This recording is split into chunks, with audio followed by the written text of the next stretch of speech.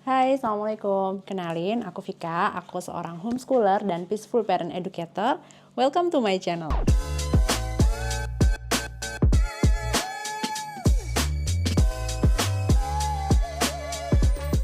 Nah, hari ini aku mau ngajakin kalian untuk nata rak buku di belakang aku. Ini rak buku homeschooling yang kebetulan lagi berantakan banget dan emang udah waktunya buat diberesin karena kita baru ganti layout ruang kelas, ruang kerja gitu. Dan mumpung lagi berantakan banget, aku pengen sekalian ngajakin kalian dan ngasih tahu kalian gimana caranya aku organize buku-buku homeschooling anak-anakku. So, let's get started. Nah, seperti ini nih kondisi rak buku sebelum dibereskan. Jadi berantakan banget ya, apalagi di sebelah sini nih karena ini adalah buku yang setiap hari keluar masuk rak buku karena dipakai terus sama anak-anak buat sekolah. Dan ya udah waktunya untuk dibereskan sih emang. Di sebelah sana juga ada board game, ada mainan anak-anak yang juga tentunya perlu diberesin juga. So, kita lihat aja nanti gimana before and afternya. Buat aku, penataan rak buku ini tuh penting banget ya, karena sangat mempengaruhi kemudahan anak-anak dalam belajar, kemudahan mereka dalam mengambil buku dan mencari referensi. Karena kan kita ini kan homeschooling kan, jadi semua itu harus terorganisir dengan baik gitu. Nah, jadi hari ini anak-anak tuh aku liburin dulu nih homeschoolingnya, terus aku ajak mereka buat menata buku-buku ini. Jadi yang pertama, aku tuh bikin rencana layoutnya dulu. Pengennya nata buku kayak gimana, kategorinya apa aja. Awalnya sih pengen aku styling gitu, yang lucu, yang cantik gitu ya. Tapi ternyata biayanya mahal juga. Jadi ya aku turunin standar, yang penting rapi dan mudah diambil sama anak-anak. Terus bukunya kan banyak banget ya, tapi ruangan di rumah kami tuh nggak gede-gede amat, jadi ya emang nggak boleh kebanyakan gaya aja sih. Aku bikin layoutnya pakai Procreate ya guys, in case ada yang penasaran. Oke, setelah layoutnya siap, rencananya mantap, tugas pertama adalah nurunin dulu barang-barang non buku yang nggak pengen aku taruh di rak. Nah, barang-barang ini aku singkirin dulu, aku taruh di wadah tertentu biar nggak ganggu saat proses pembersihan dan proses pemilahan buku. Oke, habis ini aku mau nurunin semua bukunya, aku nurunin yang atas, dan anak-anak nurunin yang bawah.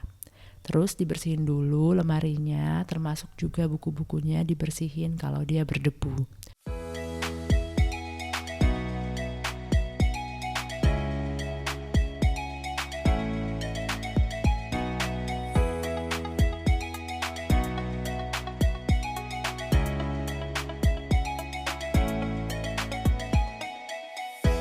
Oke guys, ini aku udah selesai nurunin buku dan bersihin raknya. Sekarang kita akan nata buku-buku sesuai dengan kategori. Nah, sebenarnya cara nata buku itu ada banyak ya. Bisa berdasarkan tinggi, warna, jenis, kategori, bahkan ada yang modelnya itu dibalik-balik.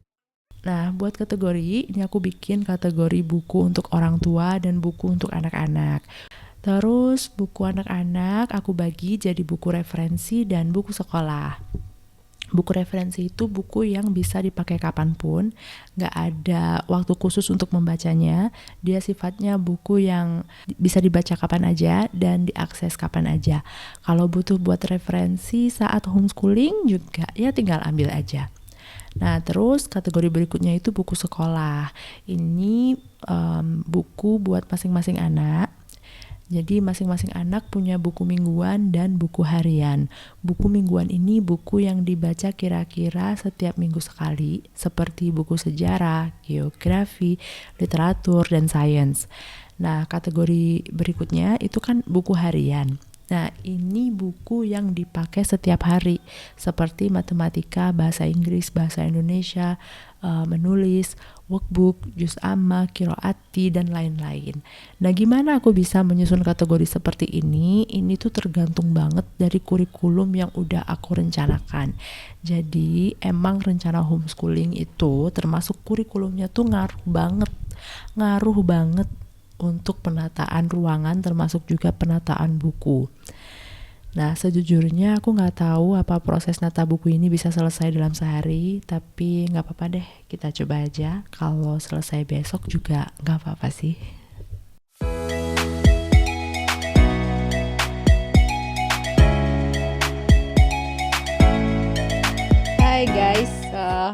Ini udah malam ya, udah setengah 7, udah mau isya dan belum selesai. Karena tadi tuh sebenarnya pengen diselesain hari ini, tapi ternyata tadi banyak banget acara di luar dan sorenya juga si anak aku yang kecil yang terakhir itu nggak mau diajak main di dalam, jadi aku harus nemenin dia di luar.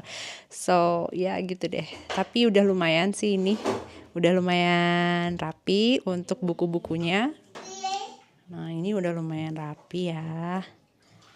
Oke, beberapa board game udah dirapiin. Ada si Taylor. Nah, ini buku sekolahnya anak-anak juga sudah tertata. Yang belum adalah ini dia. Stationery, mainan, art and craft.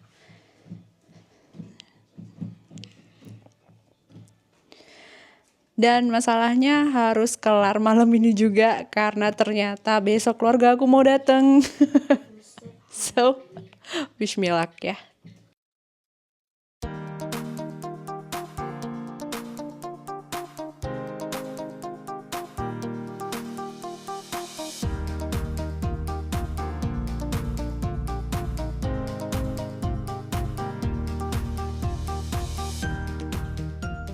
Yeay, alhamdulillah udah selesai nih nata rak bukunya dan aku suka banget sama hasilnya. Walaupun akhirnya nggak cukup ya sehari, harus sehari semalam nata rak bukunya karena ya banyak kegiatan, banyak distraksi. Kalau udah punya anak banyak tuh emang begitu, jadi mohon dimaklumi. Dan yuk kita lihat bareng-bareng. Kita lihat bareng-bareng dari atas.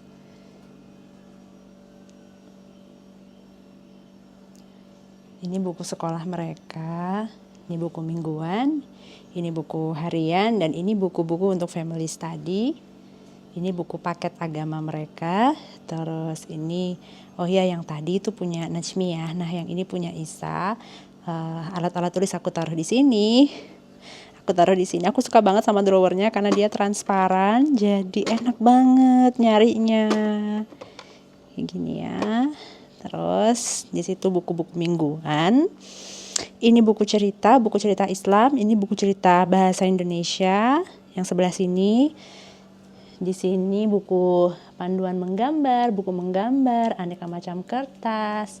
Terus di sini, ini ada merajut, ya knitting, itu knitting needle-nya. Di sini itu, oh ya itu buat melukis aneka cat air gitu-gitu ya. Terus di sini material buat aparatus belajar maksud aku. Terus di sini ada ya perlengkapan stationery ya. Itu buat art project juga. Ini mainan, blok. Lanjut ke lemari berikutnya. Itu buku referensi punya ayah. Ini display buat anak-anak. Aku gilir ya. Ini masih pakai gilirannya Isa. Next week kita pakai gilirannya Najmi. Ini punya saya.